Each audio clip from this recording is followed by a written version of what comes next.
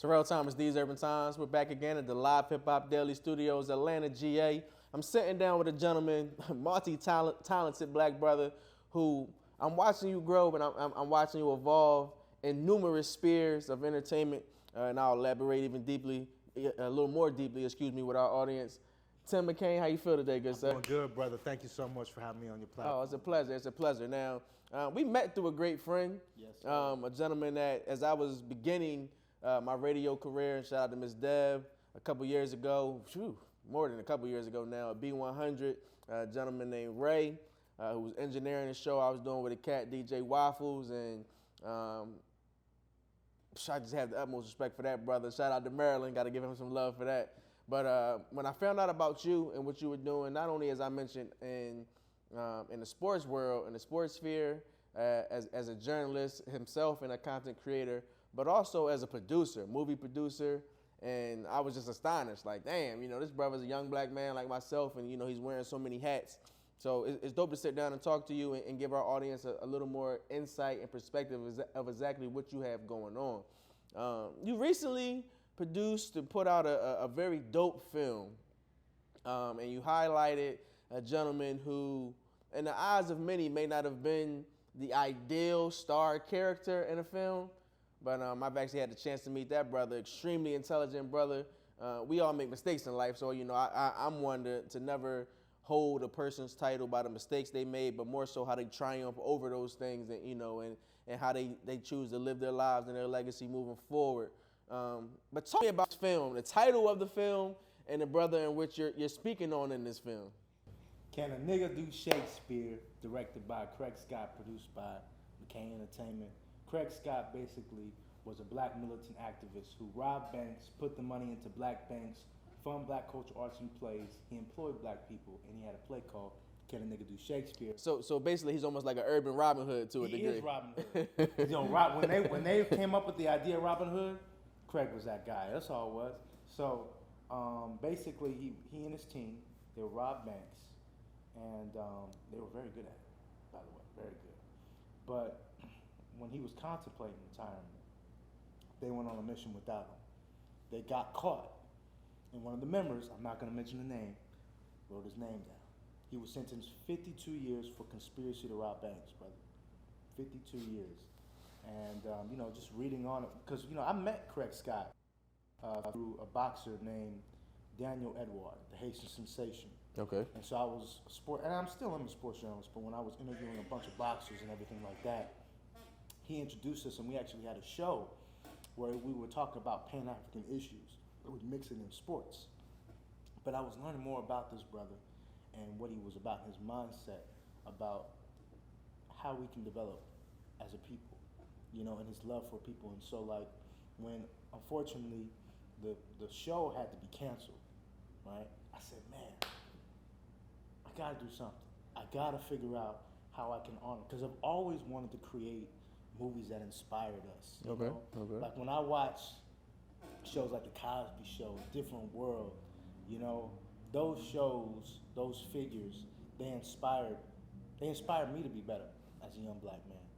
And it's my job to not only highlight the people who do it, but it's also to showcase that in movies, in music, or whatever platform I can. That's my job. And so I was like, I gotta figure out a way to honor Craig and to honor black history. And so basically I had a lump sum of money because I actually was doing work for the Coast Guard. Shout out to the Coast Guard. I was doing some work for them. Me and my father, we basically had a contract with the Coast Guard where we would basically recruit students from HBCUs with this program called the C.A.N.D.S program, the College Student Pre-Commissioning Initiative. Okay. And so I had money saved up, not for the movie, but for life. And I said, you know what, I'm gonna bet. I've always wanted to make movies. Why not make a movie about this brother? So I made it. Can a Nigger Do Shakespeare? Now, when I first got wind of the title, I was like, what the hell?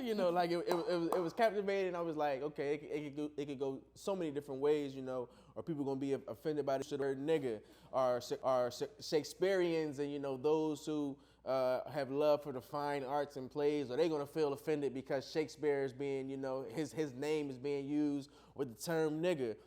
Talk to me about the title, why you decided to go with that title.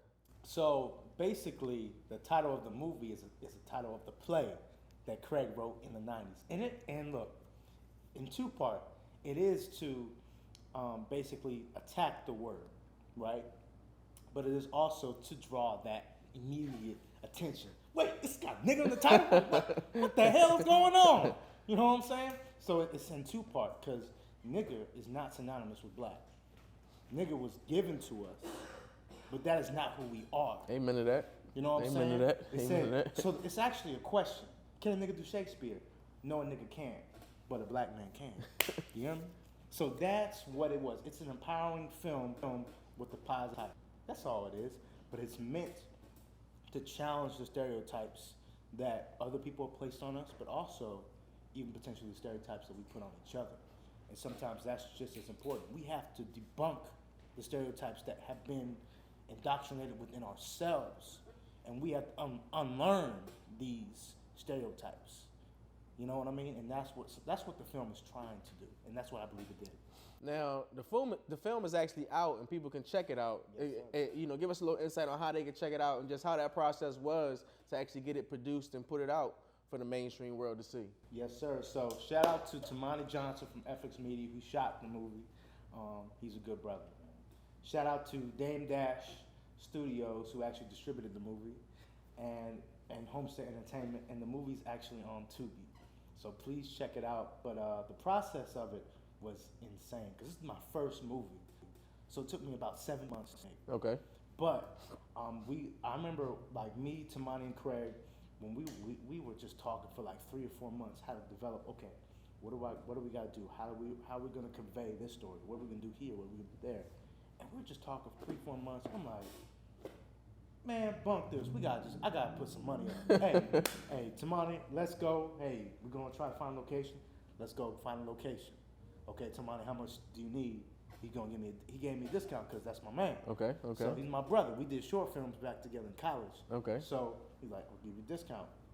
We did that. Then I ended up having this artist. His name is Beats by JT, who recently blew up. He's got like 60,000 followers. He's a super talented beat maker.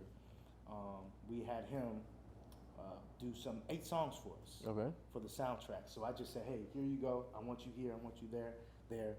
Boom. Craig, because look, he already had it down pat. What he was gonna do. But we were gonna mix our talents together. His talents of art and my talent of journalism and interviewing. And we just mixed it and we made a movie. But it took about 17 months for us to make it and then submit it to C.A.N.D.S Studios. And I remember that day when me and Craig, we were at this pizza spot and we were videotaping. Yo, my man, we about to submit to C.A.N.D.S Studios. And I'm gonna tell you, it's so amazing to have a film distributed by C.A.N.D.S, because like that's a brother that I listened to when I was a young facts. kid, Same here. bro, Facts. on YouTube videos. Shout out to Hip Hop Motivation. Like I would listen to all those videos, and for me to have a movie distributed by C.A.N.D.S, it's absolutely amazing. No, that is amazing, because when you were talking a moment ago and you were talking about the Cosbys and things, like when I was growing up, a lot of the things that motivated me were like Spike Lee type joints.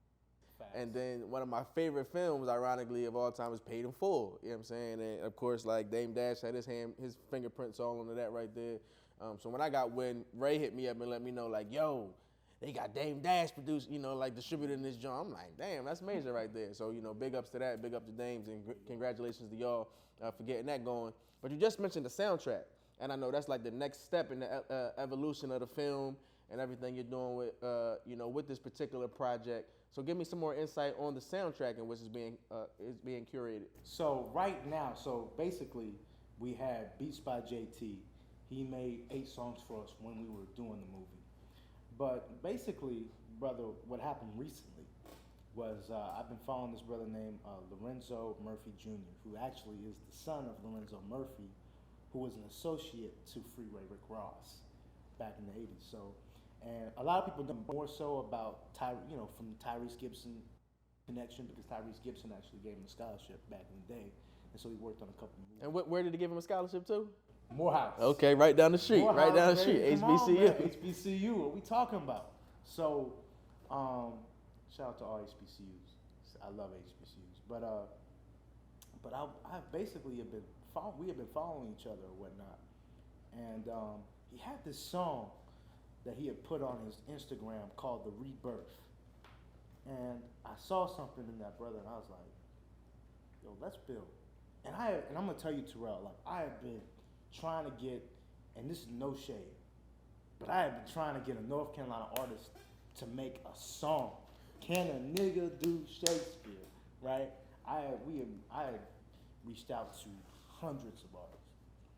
Me and Craig have reached out to No, and there's no dice, no way. you know what I'm saying? And hey, my manager, I'm not interested. All this kind of stuff.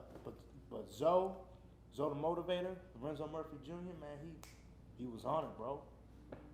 And then I was like, yo, you made a song? And then the song was great. I'm like, yo, my man, this is good music. You know what I'm saying? And so basically, shout out to you. Shout out to Terrell. This brother right here, this brother's a pro-black brother right here. I respect that. I appreciate that. Man. So Terrell basically helped me get into Revolt World. And you said, hey, do you have anyone else that you would want to bring? And I invited Zoe. Again, Zoe jumped on it. And I'm gonna tell you, that weekend where I met with Joe, we just connected on brotherly level, on a conscious level. He was a conscious brother. He's a believer. And I'm like, we just can't end it. Same thing like Craig. when same thing like when the podcast ended and we weren't sure what we were gonna do. I'm like, nah, it can't end like this. There's something there. You know what I mean? I don't know what it is, but there's something there, so I gotta do it. So I said, with no experience, mind you, I didn't have no experience doing it, but I gotta do it. You know what I mean? So I was like, we gotta make an album. Can a nigga do Shakespeare? Starring Lorenzo Murphy Jr. And so we went and we made that happen. So right now we're developing songs. I'm working with Zoe. It's a partnership. It's an independent situation, and it's a blessing. It really is. Embarking on new challenges, because the goal, brother, is to create a balance. There's nothing. Look, people be able to create whatever content they want to make, in hip hop, in movies, and whatever. But to me, there should be at least a balance of what our culture represents and shows. And to be honest with you, as and I'm not throwing shade on any of the movies and shows and music out there. I'm speaking your mind, player. You good? But all I'm saying is that there needs to be a balance of pro-black, positive content, where we're uplifting people. We're not calling a woman outside of her name. You know what I'm saying? When we're not talking about kill, kill, kill. Straight up. We need music that promotes unity, that promotes entrepreneurship, faith, love. I feel like we're missing that. When I grew up watching the Cosby shows, the Fresh Prince of Bel-Air, like these shows, man, they gave us something. There's no more Uncle Phil's out there. There's no more the TV. Uncle Phil's, man. What is, man? We got to get Uncle Phil back, bro. We got to get him back. And I think that's the direction that I'm trying to go with the content. All I want is balance. And that's what I want to do. Like Malcolm X said, by any means necessary. Whatever we got to do, let's do it. Now, outside of producing this film, one of the ways in which me and you engage a whole lot is the content creation, as you mentioned, and being a journalist, and especially in the sports world. Mm-hmm. And one thing I tip my hat to, people, you've been following things we do here. Of course, I love the hip hop, love entertainment, but I love the world of sports. Love football, love basketball, but ironically, a lot of people don't know that my favorite sport is baseball. It's always been baseball. I know folks see me doing the NBA stuff and they're like, oh, I love the NBA, but my favorite sport is baseball. I'm still depressed about my Phillies, but that's a whole nother topic. But you're a gentleman that's also very engaged in baseball, and one of the things I respect the most is journalists like the Stephen A. Smiths, like the Rob Parkers, African-American brothers who give back. And you're working with Rob Parker. Rob Parker's also another guy he loves baseball. And he started his own platform, MLBBros, where it highlights baseball, but it also highlights the African-American baseball players, black baseball players, things they're doing, their stories, you know, the cleats they wear and stuff like that. And I really love that. And you're a content creator and a writer for MLBBros.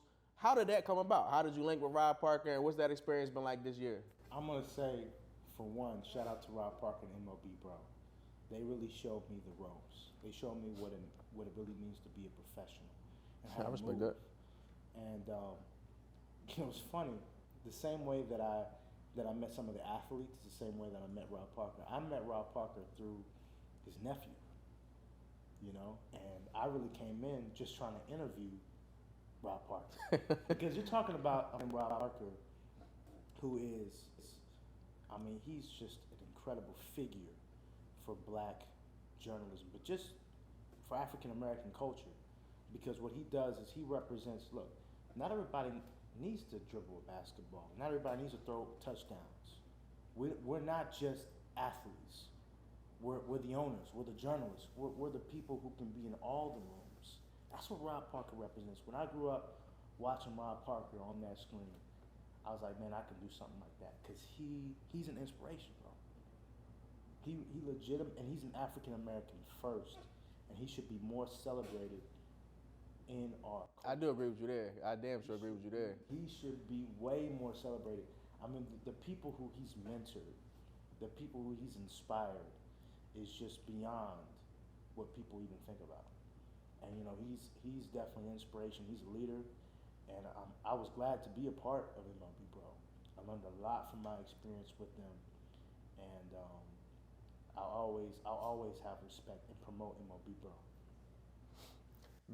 Being with that platform, and it's interesting to see now where, you know, in the heat of the World Series, and unfortunately, again, my Phillies didn't make it, but neither did the Houston Astros, and their manager, of course, the great Dusty Baker, one of the few African-American managers in baseball, just recently announced that he'll retire. When you look at the game of baseball, you see a huge Hispanic presence, of course, still a huge Caucasian presence, but not too many African-Americans are celebrated as stars. I think, you know, people think of Tim Anderson, you know, off the bat, but not too many figures. What do you think we can do as journalists and cats who love that game, and just overall the world of MLB, to promote, you know, its game in African American communities, and kind of, you know, get African Americans back to playing them? Open your wallets and bet on kids. Bet on the youth. Open your wallets, open your hearts, and bet on the kids. Playing baseball is expensive. At least that's what they tell me. Oh, no, it is. My kids play, my son played baseball, my daughter plays softball. That shit is expensive. It's expensive. And it's time consuming. It's expensive, That's it's a time fact. consuming, and if we want to change the culture when it comes to baseball, the people who have the money, they have to say, what can we do to work with nonprofits? What can we do in terms of the school system to get kids accustomed to the game of baseball? Because in truth, brother, in my opinion, it's not just about the brothers just being out in the field at this point, because we definitely want to get an increase in that. But even beyond that, what we want is we want brothers in executive offices. We want sisters in executive offices. We want people to be owners, not just athletes, not even just journalists. We need people who are owning. Yeah, I think, shoot, off the top of my head, I think the only black man that really has any involvement in ownership is Magic Johnson and his role with the Dodgers. Off the top of my head, as I mentioned, I don't think there's anyone else. No, I mean, the last time black people owned baseball teams was in the Negro Leagues. And actually, that was one of the last times black men collectively owned that much capital. Like, if we could do something like that, come on, man. And I think that's what we need to do. It needs to be a strategic mission to not only teach people how to love the game and play the game of baseball, but also in terms of getting executives, getting black journalists, like people like yourself, to be on the screen making this great content. And we need people who are owners. That's what we need to be pushing. So that's my mindset. Man, you got this wonderful film out. It's on Tubi. Check that out today. They can check it out immediately following the interview. soundtrack will be on its way, so we'll be looking forward to that, and I'll be staying in tune, you know, what you have going on there. I'll be looking forward to spring training and the baseball 2024, you know, so we can read some more of your content and just see where you take your career next with MLBBros. What's next for you, good sir? What do you see as being next for you as we're closing out? We're in the fourth quarter. Holiday season is right around the corner, and 2024 will be here before we know it. Yes, so what's next for you? So what's next? I got a show. I'm producing a show, In the Know with Craig Scott. It's a political social show where it's going to show, you know, black independence, and it's going to be a libertarian independent perspective. And then I'm going to have a sports show called Let's Talk Sports with Tim McKain. So I'm going back. Okay. I'm going back to my roots, brother. I'm going back. Hey, brothers. Hey, all my MMA fighters, all my boxers, man. I can't wait to interview all y'all soon. Man, excuse me. No, you're good. You're good. I built such a great community. I have such a great community of fighters in the North Carolina and Virginia area. And I sacrificed 2 years to make this movie. And now I'm getting back into the space where I'm interviewing my brothers. And that's going to be a joy to me. Because at the end of the day, brother, it's about promoting and pushing people. It's not just about, what I can get out of it. You know what I'm saying? It's what can I do to shine the light on other people. And I can say, you know, like wholeheartedly, like that's something that, it's one of the reasons I was, you know, wanted to sit down and talk with you. I fuck with you hard, you know, a lot, man. And shoot, I post something, next thing I know, you done reposted it on your platforms and shit. That's just, you don't see cats doing genuine things. And I've been one throughout my career to, I don't want to say complain, but shit, complain and be like, damn, you know, like people talk all this black power and black pride, but like, so help black people who you see are actually doing things and such. So I'll say this, you know, publicly, I appreciate that, good sir. Because I see that anything we post and whatnot, it's right on you, on your platforms. And so that's dope. You know what I'm saying? That's dope. We're talking about TheseUrbanTimes, brother. It's one of the best platforms out here. If you ain't checking, you bugging. That's all I know. You bugging. Man, let people know how they can check out your movie, how they can follow you via social media, and how they can just catch them on some of the work and what you already put out. So follow McKain Entertainment. I know it's a long title, McKain Entertainment Network. It's long as heck, I know. Follow C.A.N.D.S, Craig Scott, C_A_N_D_S. Follow Zoe the Motivator. And make sure you follow LiveHipHopDaily and TheseUrbanTimes. I'm telling you, they make great content. Make sure you follow them as well. We're going to be in tune with this brother got going on. Stay tuned for a whole lot more.